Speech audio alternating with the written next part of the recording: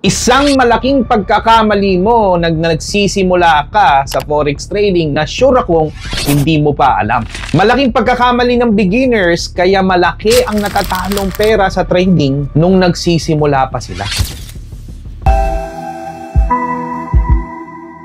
Hello ka-trader, hello ka-diskarte. I am John P, your Mr. Wise Investor. Ang ka-discard trader mo always sa investing na easy para sa taong busy.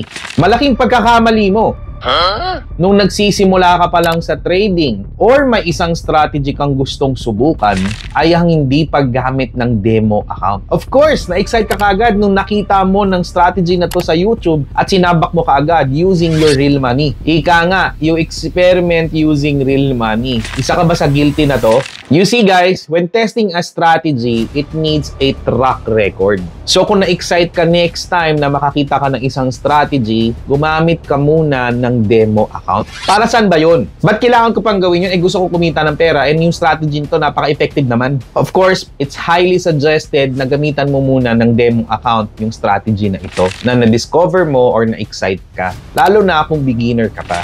It's because the market can excite you first. Sa una, pangalawa, panalo ka, then matatalo ka, tapos masusunod-sunod yung talo mo na hindi mo na alam anong nangyayari. Na at the end, malaking pera na pala ang nawawala sa'yo. Ito ay madalas na nangyayari sa mga baguhan sa market, may it be forex, stocks, or crypto. And that's okay, even me, naging part ng ganyan. Proseso yan nas journey na pinagdadaanan nating traders. Ang demo account ay sasalo sa lahat ng losses na yan without incurring few losses, and you're gonna focus on the process first, not thinking the profits.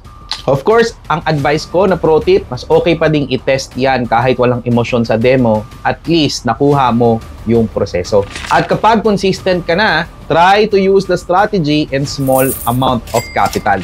With this process, this will save you from incurring big losses from your capital, and it will give you the right process when implementing a strategy. Kaya may tinatawag na backtesting using a demo account, forward testing using real money. So para maging successful ka sa nakita mong strategy and maging consistent ka over the long term. If gusto mo na mga ganitong content, like, comment, and follow para mauna ka makatanggap ng notification. Also, join our community. Check out or comment below. See you on the next video.